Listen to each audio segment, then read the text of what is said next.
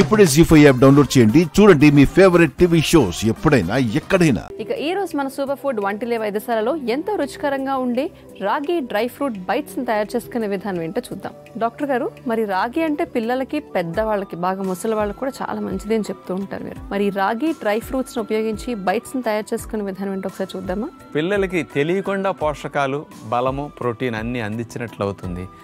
ఇష్టపడే విధంగా వాళ్ళకి చేసి పెడితే పిల్లలు కాదనకుండా ఇలాంటి హెల్దీ డైట్స్ని కూడా వాళ్ళు తింటారు. అది చేసే పద్ధతి చూద్దాం. రాగి డ్రై నట్ బైట్స్ తయారు చేయడానికి కావాల్సిన పదార్థాలు: రాగులు 1 కప్పు, తేనె 1/2 కప్పు, వేపించిన పల్లీలు 1/2 కప్పు, బాదం పప్పులు 1/2 కప్పు, గుమ్మడి గింజల పప్పు 1/2 కప్పు, పిస్తాలు 2 టేబుల్ స్పూన్లు, వేపించిన నువ్వులు 2 టేబుల్ స్పూన్లు. ముందుగా మనం తీసుకున్న డ్రై నట్స్ని ఒక్కొక్క దాన్ని అట్లా దోరగా వేపించుకోవాలి. ముందుగా బాదం పప్పుల్ని సన్నశాఖ మీద వేపించి పక్కన పెడతాం.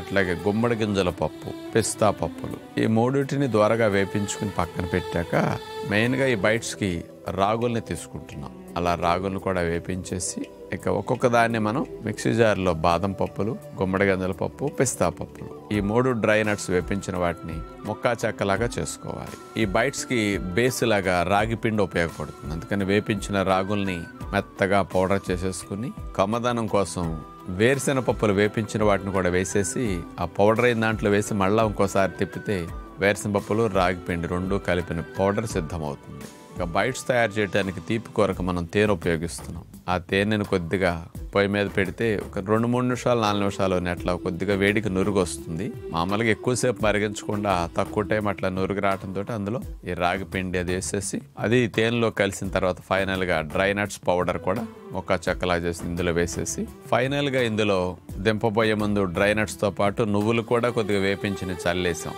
ఎందుకంటే చిన్నగా పైకి కలర్ఫుల్గా ఈ బైట్స్కి బాగుంటాయి అన్నమాట నువ్వులు.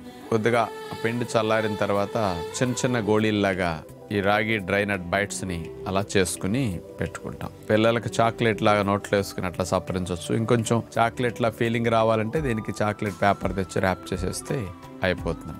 మీరు మల్టీవిటమిన్ ట్యాబ్లెట్స్, ప్రోటీన్ పౌడర్లు, కాల్షియం గొట్టాలు ఏవి ఇవ్వాల్సిన పని లేకుండా అన్ని న్యూట్రియంట్స్ని ఈ మంచి స్వీట్ ద్వారా అందించినట్లు ఆల్ ఇన్ వన్ లాగా వెళ్ళిపోతాయి. అందించండి. డాక్టర్ గారు, మరి అసలు ఈ మెంటల్ డీటాక్స్ అంటే ఏంటండి? ఈ మధ్యకాలంలో బాగా వింటున్నాం ఈ టాపిక్. మరి ప్రతి ఒక్కరికి స్ట్రెస్ ఉంటుంది కాబట్టి ఈ టాపిక్ గురించి మనం మాట్లాడితే బాగుందని నాకు అనిపిస్తుంది. తప్పనిసరిగానమ్మా. మన ఋషులు ఇలాంటి దాన్ని ఎక్కువగా ప్రాక్టీస్ చేసేవారు. ఎక్కువ గంటల పాటు లేకపోతే ఎక్కువ రోజుల పాటు, కొంతమంది సంవత్సరాల పాటు సైలెన్స్లో ఉండేవారు. సైలెన్స్ అనేది మెంటల్ డీటాక్స్ అవ్వటానికి చాలా నెంబర్ 1గా ఉపయోగపడుతుంది. అంటే మౌనం అనేది మానసిక ప్రశాంతతను ఎక్కువ కలిగిస్తుంది. వింటున్న కొద్దీ సమాచారం చేరుతుంది, చూస్తున్న కొద్దీ చేరుతుంది. దీని గురించి ఆలోచించేటప్పుడు కొంత కెమికల్స్ అనేవి బ్రెయిన్లో రిలీజ్ అవ్వడం సహజం. మరి ఉన్న వాటిని క్లియర్ చేసుకోవాలంటే, కొత్తగా తయారు చేసుకోకుండా పాత వాటిని తొలగించుకోవాలంటే మౌనం సరైన మార్గం. అంటే డే అంతా మౌనంగా ఉండండి అంటే ఈ రోజులు ఎవరికి సాధ్యం కాదు. కనీసం ఎప్పుడన్నా వారానికి 1 రోజు ఉన్నా సరే కనీసం ఒక హాఫ్ డే పెట్టుకుంటే బాగుంటుంది. రోజు మొత్తంలో ఒక ప్రొద్దున ఒక హాఫ్ అన్ అవర్ అయినా సరే, సాయంకాలం ఒక హాఫ్ అన్ అవర్ అయినా సరే మౌనంగా ఉండటం, మాట్లాడకుండా ఈ సమయం సెల్ఫ్గా తనలో తనకి వెళ్ళి ఆలోచనలని, తన మనసుని తను కాస్త గమనించుకుంటూ ఉంటే మన బలహీనతలు తెలుస్తాయి, మన బలాలు తెలుస్తాయి. పాజిటివ్ థింకింగ్ని కాస్త పెంచుకుంటూ ఉంటే అవి గుడ్ హార్మోన్స్, హ్యాపీ హార్మోన్స్ అవి రిలీజ్ చేస్తూ ఉంటాయి. వీటి లాభంగా మన బ్రెయిన్ యాక్టివ్గా, షార్ప్గా ఉంటుంది. అందుకని మంచి చెడుని విచక్షణ చేసుకోవటానికి, తెలుసుకోవటానికి కూడా సైలెన్స్ ఎక్కువ ఉపయోగపడుతుంది. ఇక రెండవది, ప్రతిరోజు ప్రాణాయామం చేయటం అనేది మెంటల్ డీటాక్స్కి చాలా మంచిది. ప్రాణాయామం 10 నిమిషాలు చేసి 10 నిమిషాల సేపు ధ్యానం చేయటం అనేది శ్వాస మీద ధ్యాస పెట్టేట్లాంటి వాటిలో కొంచెం సులభంగా ఆలోచనలు అటు ఇటు వెళ్లకుండా ఆలోచనలు అలజడి తగ్గుతుంది, ఊపు తగ్గుతుంది. దీనివల్ల బ్రెయిన్ కాస్త ప్రశాంతంగా కూల్గా అవడానికి అవకాశం ఉంటుంది. దీనితో పాటు నర్వస్కి, బ్రెయిన్ సెల్స్కి omega-3 ఫ్యాట్ ఎక్కువ ఉండే చాలా ఉపయోగపడతాయి డీటాక్స్కి. ఇవి బాగా ఉండే చియా సీడ్స్ నానపెట్టుకుని సాయంకాలం ఫ్రూట్స్ తినేటప్పుడు రోజు గంట ముందు నానబెడితే నానిపోతాయి. ఆ చియా సీడ్స్ని అన్ని తినేసేసి ఫ్రూట్స్ కనుక తినేస్తే బ్రెయిన్కి చాలా మంచిది అనమాట. రోజు ఒక అన్ని చియా సీడ్స్, మిగతా అన్ని నట్స్ కాస్ట్లీ అనుకోండి, ఇది కొద్దిగా చవకలో మంచి బెనిఫిట్స్ ఇస్తుంది. ఇవి ఫ్రూట్స్ డిన్నర్లో తీసుకుంటే మెంటల్ డీటాక్స్కి మంచి డైట్ ఇదని కూడా చెప్పొచ్చు. మీరు చెప్పినట్టు డాక్టర్ గారు ముందుగా చాలా డేటా అనేది మనం కన్జ్యూమ్ చేసేస్తున్నాం. అదంతా సార్ట్ అవుట్ చేసుకోవాలన్నా కూడా మనకి టైం ఉండట్లేదు. సో ఆ గజిబిజి గందరగోళంలో ఎలా చేస్తున్నావు ఏం చేస్తున్నావు తెలియక స్ట్రెస్ లెవెల్స్ పెరిగిపోయారు. అందుకే రెస్ట్ ఇచ్చినప్పుడు ఆటోమేటిక్గా సార్ట్ అవుట్ చేసేసుకుంటాం. వేస్ట్ ఆలోచనల్ని వేస్ట్ థాట్స్ ని డిస్కస్ చేయడానికి కూడా ఒక స్కోప్ ఉంటుంది, ఒక అవకాశం కలిగించినట్టు అవుతుంది. అనవసరమైన వాటిని రబ్బర్ పెట్టి చెరిపేస్తాం కదా, మైండ్ లో తీసేసుకోవడానికి మౌనం అట్లా పనికొస్తుంది. ఆసనాలలో తెలుసో తెలియకుండా అందరూ ప్రాక్టీస్ చేసే మొట్టమొదటి ఆసనం అని చెప్పొచ్చు. పిల్లలు చిన్నప్పుడు కూర్చున్నప్పుడు ఆటోమేటిక్గా నువ్వు వంగి మోకాళ్ళు ముద్దు పెట్టుకుంటే నీకు వస్తే లేదు నువ్వు చూడంటుంటారు.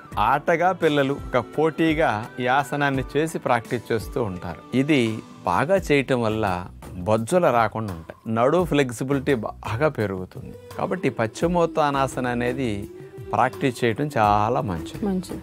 అలాంటి సులభ పద్ధతిలో పశ్చిమోత్తానాసన నేర్చుకునే వ్యాయామాలు పశ్చిమోత్తానాసన ఇప్పుడు చూద్దాం. పశ్చిమోత్తానాసన సులభంగా రావటానికి ముందు ఎలాంటి వ్యాయామాలు చేయాలో ఆ తర్వాత పశ్చిమోత్తానాసన ఎలా చేయొచ్చో చూడబోతున్నాం. ముందుగా కాళ్ళు చాపేసి స్ట్రైట్గా కూర్చున్న తర్వాత 2 చేతులు లేపి స్ట్రైట్గా చాపి నడుముని ముందుకు వంచాలి, మళ్ళీ స్ట్రైట్గా తీసుకెళ్ళాలి. ఇప్పుడు చూడండి, దగ్గర రొమ్ము భాగం మోకాళ్ళ దగ్గరికి వెళ్ళేటట్టు అట్లా ముందుకు ఎంతవరకు మీకు శరీరం బెండ్ అయితే అంతవరకు బెండ్ అవ్వాలి. చేతులు అట్లా పాదాల దగ్గరికి అట్లా వెళ్ళిపోతాయి అన్నమాట. ఇలా ముందు ప్రాక్టీస్ చేస్తే మోకాళ్ళు ముద్దు పెట్టుకునే ఆసనం సులభంగా రావడానికి ఈ ప్రాక్టీస్ బాగా ఉపయోగపడుతుంది. ఇక రెండవ వ్యాయామంగా పశ్చిమోత్తానాసనం సులభంగా రావడానికి 2 కాళ్ళని దూరంగా జరపాలి, మోకాళ్ళు బెండ్ అవ్వకూడదు. ముందుకు వంగి చేతులు నేల కానేటట్లుగా అట్లా చేతులు తల నేల కానేటట్టు అట్లా వంగాలి, మళ్ళా పైకి లేవాలి, మళ్ళా ముందుకు వంగి చేతులు తల నేల కానించాలి. ఇట్లా చేయటం ద్వారా హిప్ జాయింట్ దగ్గర నుంచి నడుము భాగం దాకా అన్ని ఉండే కండరాలు పూసలన్నీ కూడా బాగా ఫ్రీ అవుతాయి అన్నమాట. ఆ టైట్నెస్ తగ్గి నడుమును బాగా ఫ్రీ చేయటానికి ఈ వ్యాయామం బాగా ఉపయోగపడుతుంది. మూడవ వ్యాయామం స్ట్రైట్గా నుంచుని 2 కాళ్ళ మధ్యలో 1 అడుగు దూరం అట్లా పెట్టి నుంచుని 2 చేతులను పైకి లేపేసి నడుమును ముందుకు వంచి చేతులు నేల కానేటట్టు అట్లా ట్రై చేస్తాం. చాలా మందికి ఆనవు, ముందుకు ఆనటం కొరకు అట్లా నడుముని పైకి కిందకి అట్లా బెండ్ చేస్తూ చేతుల మూమెంట్ అట్లా చేస్తాం. ఇప్పుడు నడుములో ఫ్లెక్సిబిలిటీ బాగా పెరుగుతుంది. పశ్చిమోత్తానాసన రావటానికి హిప్ జాయింట్ దగ్గర ఫ్లెక్సిబిలిటీ బాగా పెరుగుతుంది అన్నమాట. సయాటిక్ నర్వ్ ఇదంతా కూడా బాగా సాగదీయపడుతుంది. ఇంకా పశ్చిమోత్తానాసనం చేయడానికి కాళ్ళు చాపేసి కూర్చుంటాం. 2 చేతుల్ని ప్రక్కకు చాపి గాలి పీలుస్తూ పైకి లేపుతాం. బాగా పైకి ఎవరో పట్టుకు సాగదీసినట్టుగా పైకి బాగా స్ట్రెచ్ చేయాలి. డొక్క లోపలికి లాగుతూ గాలిని మొత్తాన్ని వదిలేసేయాలి.